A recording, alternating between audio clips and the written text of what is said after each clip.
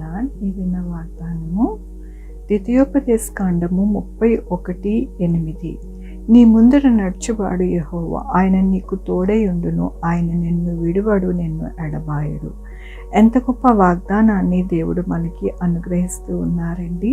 ఈ దినం నా దేవుడు ఏమని సెలవిస్తూ ఉన్నారు అంటే, నీ ముందర నడుచువాడు యెహోవా, ఆయన నీకు తోడుగా ఉండి నిన్ను ఎన్నడూ కూడా విడవడు, ఎడబాయడు అని ఈ దినమున సెలవిస్తూ ఉన్నారు. మన జీవితంలో మనల్ని ఎవరు గైడ్ చేస్తారు, మనకి తోడై ఉండి మనల్ని ఎలాగ నడిపిస్తారు అని ఎంతగానో దిగులు పడుతూ బాధపడుతూ ఉంటాము. అయితే దేవుడు ఈ దినమున అంటూ ఉన్నారు, మీకు ముందుగా నేను నడుస్తాను, మీకు తోడై ఉండి ఎల్లప్పుడూ కూడా మిమ్మల్ని విడవకుండా ఎడబాయకుండా నాతోనే మీరు ఉండి అనేక విషయాలలోని అభివృద్ధి చెంది నడుస్తారు అని దేవుడు సెలవిస్తూ ఉన్నారు. దేవుని వాక్యములోని నిబ్బరము కలిగి ధైర్యముగా ఉండుడి. ఎంత గొప్ప వాక్యాన్ని దేవుడు మనకి అనుగ్రహిస్తూ ఉన్నారండి. మనం మన జీవితంలో నిబ్బరము కలిగి ధైర్యముగా ఉండాలి అని దేవుడు సెలవిస్తూ ఉన్నారు. ఈ దినమున దేవుడు ఎంత గొప్ప వాక్యాన్ని అనుగ్రహిస్తూ ఉన్నారండి. నిబ్బరము కలిగి ధైర్యముగా ఉండండి అంటూ ఉన్నారు. మన యొక్క ధైర్యము, నిబ్బరము యేసే.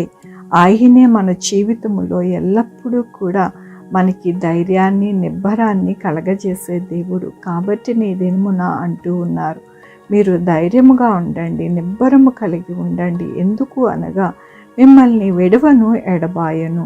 మీరు ఎల్లప్పుడూ కూడా సంతోషించేవారిగా ఉంటారు. మీకు ముందుగా నేను నడుస్తాను, నేను మీకు తోడై ఉంటాను అని దినమున సెలవిస్తూ ఉన్నారు.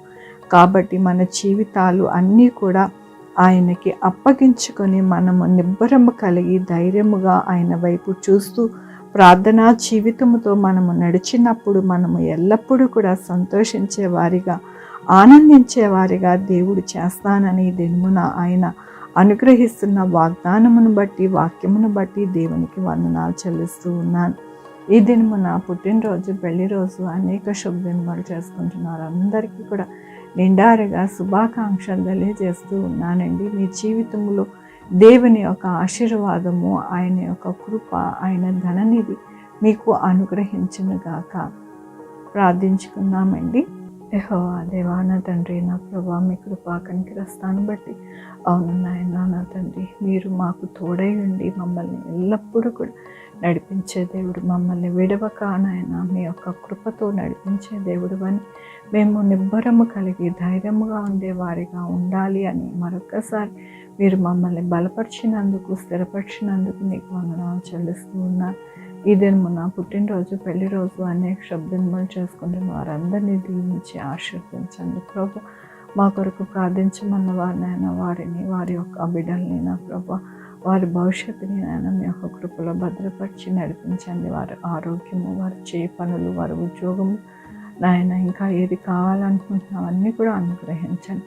Sugar, BP, thyroid, heart problem, kidney problem, AIDS, cancer, నరాల బలహీనత, పెరాలసిస్, గ్యాస్ట్రిక్, ప్రతి విధమైన అనారోగ్యాన్ని తీసివేసి స్వస్థపరచండి ఆయన. స్వస్థపరిచే యెహోవా నేను అన్నారు, మీకు వందనాలు. ఎవరికి కరోనా రాకుండా సహాయం చేయండి. వచ్చిన వారు త్వరగా హీల్ అవ్వడానికి సహాయం చేయండి. నా దేశ బోర్డర్స్లో శాంతి సమాధానం ఉండడానికి సహాయం చేయండి. ప్రతి సోల్జరు చక్కగా నాయన, నా తండ్రి, ఎటువంటి ఇబ్బంది, ప్రాణ నష్టం వాటిల్లకుండా సహాయం చేయండి ఆయన. మా యొక్క దేశ నాయకులని నాయన మీరే జ్ఞానం అనుగ్రహించి చక్కగా పరిపాలించడానికి సహాయం చేయండి. దేశంలో ఆర్థిక పరిస్థితి చక్కగా ఉండడానికి సహాయం చేయండి. మంచిగా ప్రతి ఒక్కరికి మంచి ఉద్యోగాలు రావడానికి సహాయం చేయండి నా ప్రభు. ప్రతి ఒక్కరు కూడా ఆర్థికంగా నా తండ్రి బలముగా ఉండడానికి సహాయం చేయండి. ఎవ్వరూ ఎక్కడ కూడా ఇబ్బంది పడకుండా నాయన సహాయం చేయండి. ప్రతి ఒక్కరికి ఆహారం దయచేయండి. ప్రతి ఒక్కరికి నాయన మీరు తోడయండి నాయన. వారికి కావాల్సిన అవసరత అంతా తీర్చండి నా ప్రభు. బిడ్డలు రాకపోకలను తోడయండి నాయన. ప్రతి విషయంలో మీ యొక్క కృపా కనికర దీవెన ప్రతి బిడ్డకి అనుగ్రహించి నడిపించమని కోరుకుంటూ నా ప్రభు, నా రక్షణ యేసుక్రీస్తు పరిశుద్ధమైన నామమున అడిగి వేడుకుంటున్నాను తండ్రి. ఆమేన్.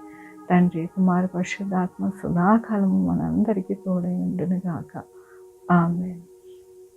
God bless you.